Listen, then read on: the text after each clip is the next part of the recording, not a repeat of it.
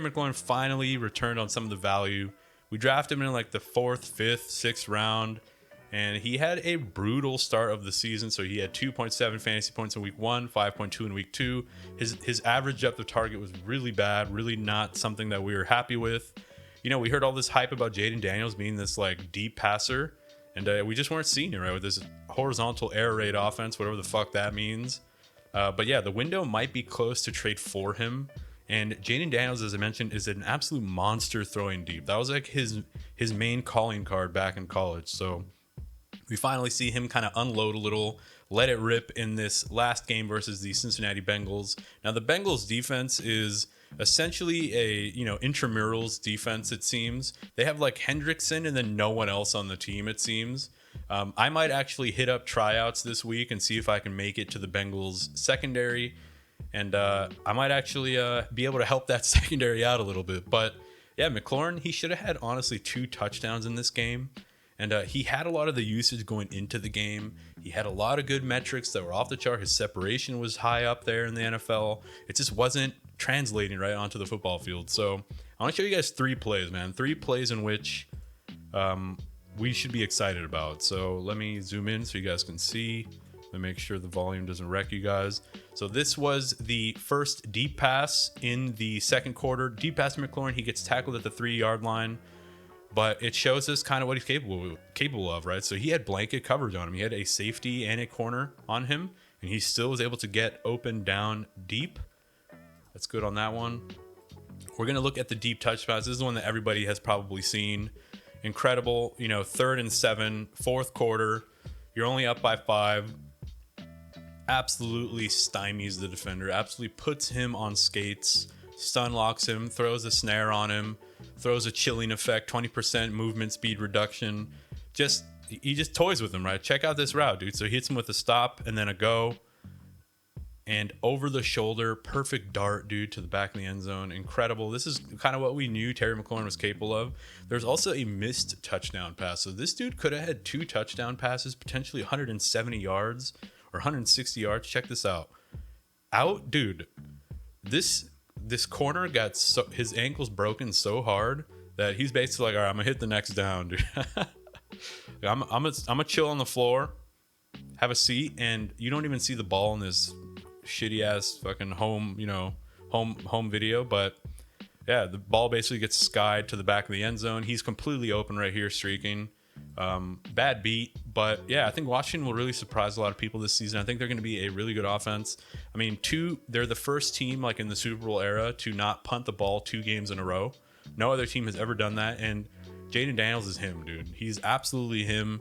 Like 3rd and long, I have trust in him. 3rd and short, they're probably going to pick it up. They go for it on 4th down. The offense seems to be humming. They have the perfect blend of like Brian Robinson on early downs, Eckler for that like 3rd down burst. And then they have like, a pretty decent stable of wide receivers with McLaurin, Luke McCaffrey. Little side note, McCaffrey finally got a little bit of involvement last. I've been fucking hyping this dude up in the waiver wire show every goddamn week. And yeah, he finally showed up a little bit for a couple of burst plays. And yeah, I need to mute my phone. Yeah, man, buy him if you still can. We're going to look at some of these trades. So Terry McLaurin for Jalen Waddle. I'll take Terry McLaurin, unfortunately, man, as a Jalen Waddle truther. It's just we can't wait to see what happens with Tua. Terry McLaurin, Kyron, and Brock Purdy for Dak, Devon, Achane, and Tank Dell. So I take the Terry McLaurin side because, in my opinion, you're getting the 2 best players in this deal. I think Kyron Williams and Terry McLaurin should outproduce Dell and Achane alone. It's just I'm scared of what's going to happen with Miami. I think Achane in a vacuum is probably better than Kyron Williams, but the Rams offense, as long as Stafford is upright and as long as the Rams offense have Sean McVay, I think they're going to be a strong team, so I love that trade. Xavier Legette and Ladd McConkey for Terry McLaurin. You're pretty much giving up 2 dudes who you never really feel comfortable starting, right? Like, I don't think there's going to be a point, even if Legette ends up popping off with Andy Dalton, there's never going to be a point in the season where I'm like, fuck yeah, dude, let's start Xavier Legette in my wide receiver 2 spot. And same with Ladd McConkey, right? Like, Justin Herbert is essentially on crutches, dude. Like, they're going to roll this dude out in a freaking wheelchair this game. And he's going to get his booty hole exploded, dude. And Terry McLaurin, I think he's going to continue popping off, dude. He's like the clear wide receiver 1 alpha for them. Next one, Juwan Jennings and Chuba Hubbard. These are basically 2 rentals for a dude like Terry McLaurin, who's the alpha wide receiver 1 on a team who's going to be potentially losing some games and passing a lot. Like, this is an easy one, right? I know everybody's hype on Juwan Jennings, but when Debo and Kittle return, potentially even C-Mac, like, I don't know. Terry McLaurin is a nice buy low if you can get him. He's also a sell high, obviously. If you can actually package him and like tier up to a wide receiver like in the top 12, I would also consider that, because I think a lot of people are actually really high on him now after that performance. So Terry McLaurin is somebody that I really like. Next guy is going to be Brandon Aiyuk.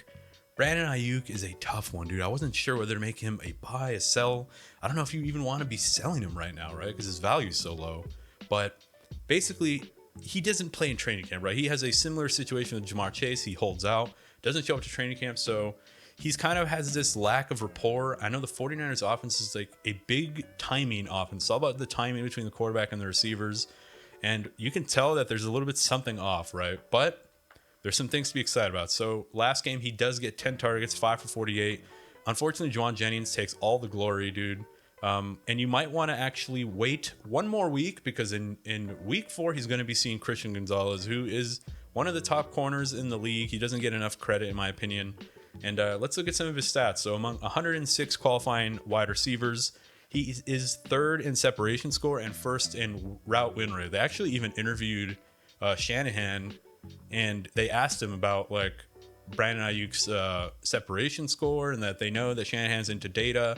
And Shanahan was like, yeah, I'm seeing it on the field too. He's definitely separating really well. He's definitely, the analytics are backing up what we do see. So top separation win rates of the 2024 season, just to put it in a little bit more context. This is per fantasy points data. Brandon Aiyuk is number 1 in the NFL. So in week 3, he was number 1 rather. 46.9% separation win rates puts him among dudes like Nico Collins, Mike Evans, Jameson, CeeDee, some of the all-time separators, right? Or not all-time, but some of the seasonal monster separators. So that's what you like to see out of a dude, right? That's like perfect type of buy low. And my takeaway is that I would buy him if you can. So I know that's like such a cop-out answer, but Juwan Jennings is stealing so much of the glory right now. And he's so hyped that I think Brandon Aiyuk is a true buy low. Everybody's always talking about buy low, sell high, but at the end of the day, like who the fuck is going to be selling low, right? Like everyone wants to sell high. So I do think that Brandon Aiyuk, like with Juwan Jennings coming in really stealing a lot of the glory and a lot of the touch and upside, Debo's coming back. Like a lot of casual players aren't looking at these metrics. They're not looking at separation score, right? Most of my league mates don't even know how to read, dude. Like they have children, they're overweight. Like, they have like, they work in a double shift. Like these dudes are not working. They're not looking at separation score and fucking win rate. Like they're just not, dude. Like these guys are into IPAs, right? I'm not calling out anybody specifically, but that's a perfect buy low. So Brandon Aiyuk and James Cook for Bijan Robinson.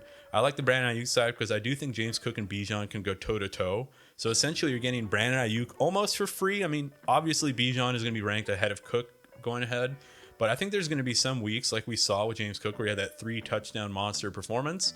We haven't seen that with Bijan in 2 seasons, or a season and 4 weeks so far, right? Or 3 weeks. So Brandon Aiyuk for Brandon Allen and Zay Flowers. That's like easy Brandon Aiyuk. Zay Flowers, like, yeah, he was nice those first couple weeks, but then we saw the 3-point, performance. Brandon Aiyuk for J.K. Dobbins. I'm not even going to talk about, dude, obviously, Brandon Aiyuk. I mean, J.K. Dobbins, not only does he have a tough schedule, they just lost their number 1 offensive lineman. Justin Herbert, as I mentioned, is in a straitjacket and a wheelchair and crutches. Like, J.K. Dobbins is going to be down bad the next couple weeks. So Brandon Aiyuk for Jalen Waddle, again, same thing, similar to the last player. Waddle for Aiyuk, I'll take that, dude. I'm just scared of the Dolphins. Like Christian McCaffrey and Brandon Aiyuk. So you're getting 2 of the better pieces on the Niners. I mean, Debo's probably one of the better ones too, but for Drake London and J.K. Dobbins, I love that.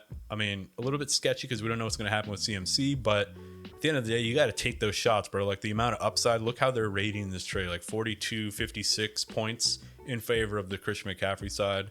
I would have to agree. So Brandon Aiyuk is a nice buy low, a true buy low in my opinion. I think if you have him, I'd consider selling him because you could still get a lot of value. As you could see, you can get dudes like Bijan.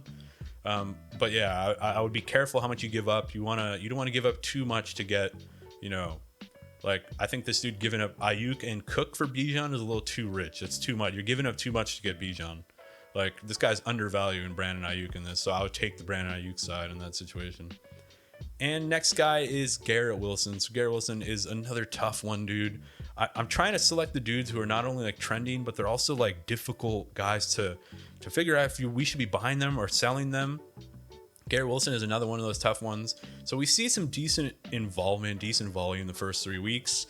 11 targets in week 1, 6 for 60, no touchdowns. And then 6 targets, unfortunately, in week 2, 4 for 57. We're like, okay, starting to get a little sketch. But then in week 3, he has minimal production, but he does get 9 targets, 5 for 33 and a touchdown. And you could tell they really wanted to get him that touchdown. Like the play right before his touchdown versus the Patriots, he almost gets into the end zone and then they go right back to him. We see that so often with Aaron Rodgers teams where like if a dude works hard to get them down to like the 3-yard line, oftentimes with Aaron Rodgers teams, he'll be like, nah, brother, we're getting you this touchdown. So you'll have to see that. The volume is there, but I do think Aaron Rodgers, he's at the stage of his career where he's such a technician. He's such a like cerebral quarterback now that he knows exactly how to pick a defense apart and how to take what the defense gives him. And what I mean by that is that, do you guys remember Peyton Manning, dude? Peyton Manning, like near the end of his career, even in his Colts days, he would like audible defenders into positions and move. He would like move defenders. He was like a concerto orchestrator, right? Or a conductor.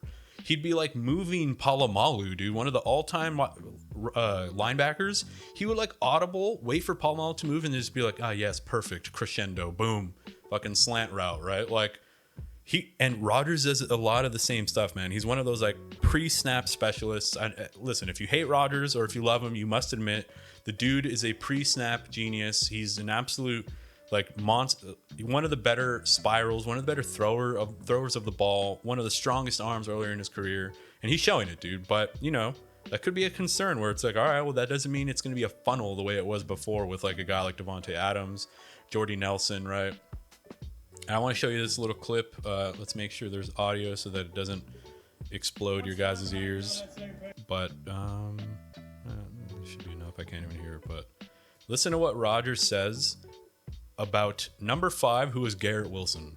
Listen. And once 5 and I get on that same page, it's going to be special. Appreciate it. What do we think, boys?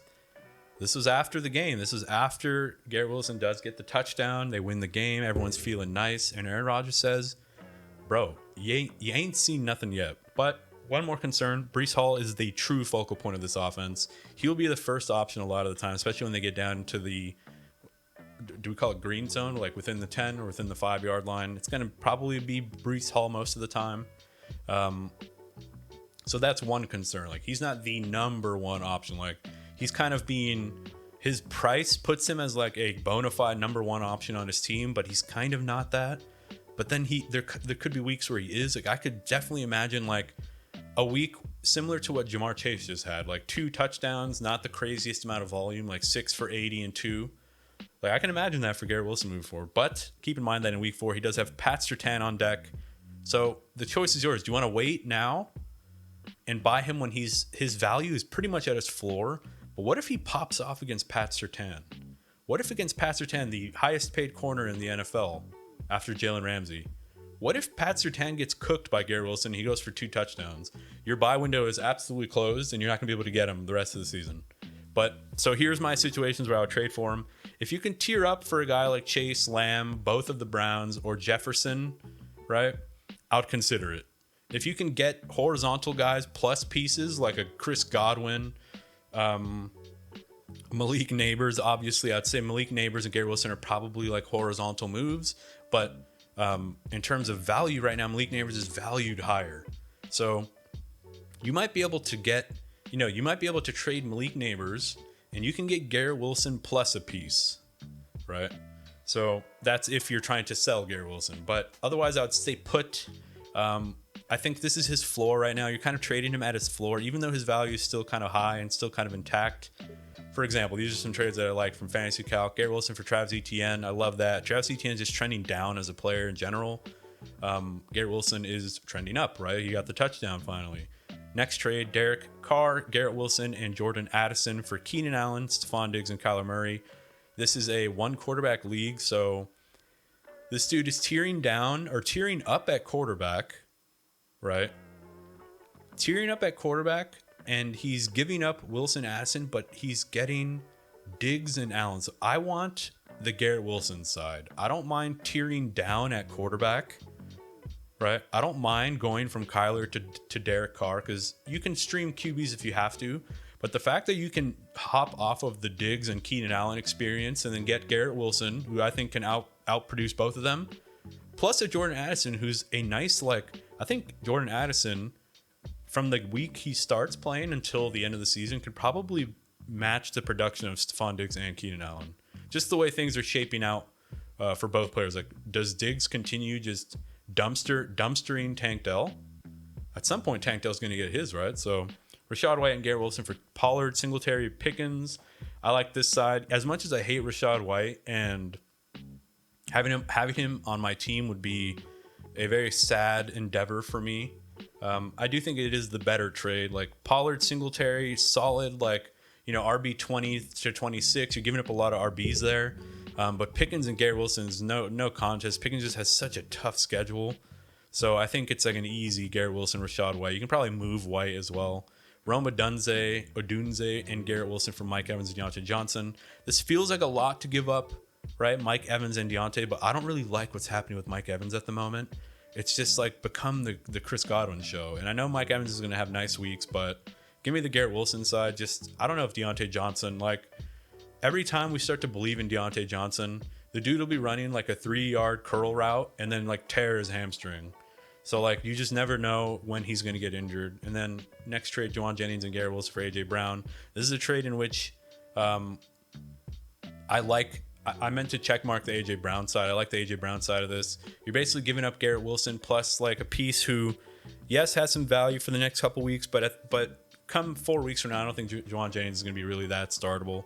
And you're getting AJ Brown, right? Top 5, top 6 wide receiver. This was one that was kind of even to me. I couldn't really figure out what I like. Garrett Wilson for Tyreek Hill straight up.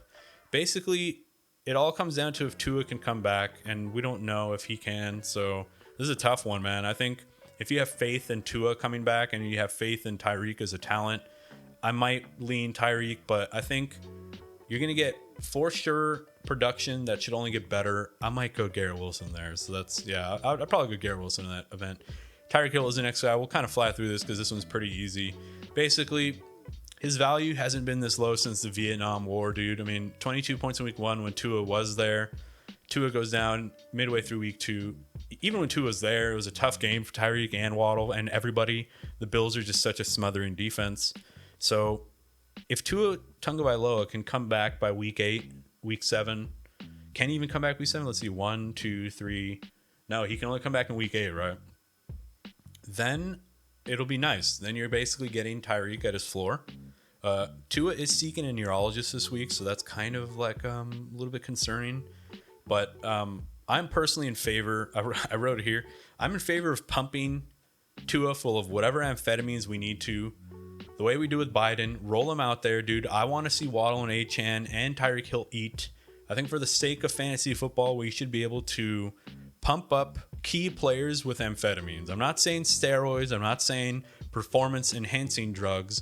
We just need to get them to baseline, right? If Tua Tagovailoa is currently eating a funnel cake in Disneyland and he's trapped in Disneyland, he can't find his way out, he's fully concussed, he doesn't know how old he is, where he is, then I think it's okay. I think it's okay if we pump him full of amphetamines. We need to get him out there because we need to see this offense hum. I am for that, dude. Ethically, I think it makes sense. I think it's not an ethically gray thing to do. I think I'm in favor of body autonomy. So if you could trade a wide receiver 10 through 20 plus a piece, I would go for a guy like Tyreek Hill. And here are some of the trades that I saw. By the way, my theory is that the concussion IR stint from Tua is a PR stunt. It's just one of those things where the entire fucking world was calling for him to retire.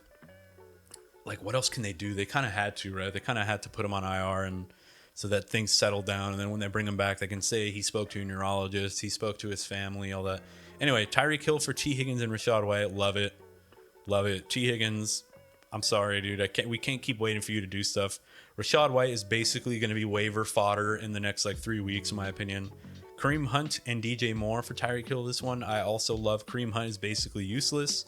DJ Moore also not useless, but like I don't know if he has any upside. While getting Tyreek Hill, like the upside is a fantasy championship, right? Like Deebo Samuel and Jerome Ford. Keep in mind with all these trades, dude, the upside for Tyreek Hill is a fantasy championship. Keep that in mind with all these trades. That's why, I don't have to explain much. Deebo Samuel, Jerome Ford for Tyreek Hill and Alexander Madison. Give me that. Madison might actually be the starter in the next couple weeks. Jerome Ford will probably lose the starting role. This week, he might actually not even play because of his knee injury. And then Deebo Samuel for Tyreek. I think it's worth that little tier down for that tier up there. This one I actually like this is an example of two trades I probably wouldn't make. So Tyreek Hill and JK for AJ Brown and Jordan Mason. You're tearing down in both positions, like if all things remain constant. I do think AJ Brown comes back sooner and then produces on similar, maybe lower level than Tyreek Hill. But the fact you get those extra like 3 weeks of for sure production. Like we don't know how Tyreek Hill is going to produce the next couple weeks. That's assuming AJ Brown comes back soon, right? If he doesn't come back soon, then this trade might look a little better. And same with CMC. If CMC comes back at his target date, then this is actually a decent trade. So, but this one, it's like 100% Alvin Kamara side. James Conner and Tyreek Hill, basically, you're upgrading both positions, in my opinion. Because I think Kupp is going to be out for as long as Tyreek Hill doesn't have Waddle. Tyreek Hill not having Waddle, I put him in like the Cooper Kupp category. Like, of course he can pop off. Of course he can pop off for 20 points, even with Skylar Thompson or Tyler Huntley. But, like, it's a low chance, right? And the fact that you're cheering up from Connor to Kamara to do that, for this little drop-off. I mean, Kamara's what, a top 6 guy moving forward? Connor, we saw in a bad game script, he was kind of really not really doing much. So, I love that, man. And that does it, dude. That does it for this video. I hope you guys love it. Hope you liked it. It really helps the channel. It helps me out so much if you guys can give me a like. And if you really want to help, you really want to stick around, man, give me a sub, dude. Hit that noti bell. Hit that fucking noti bell, dude. Yeah, hit the notification bells just so you see my content when I do publish it. Hit me up in the comments if you guys disagree with any of these, or if there are any of these trades that I got wrong that you think you would make. I love the banter. I love going back and forth with you guys. In any case, I'll catch you guys in the next video. Peace.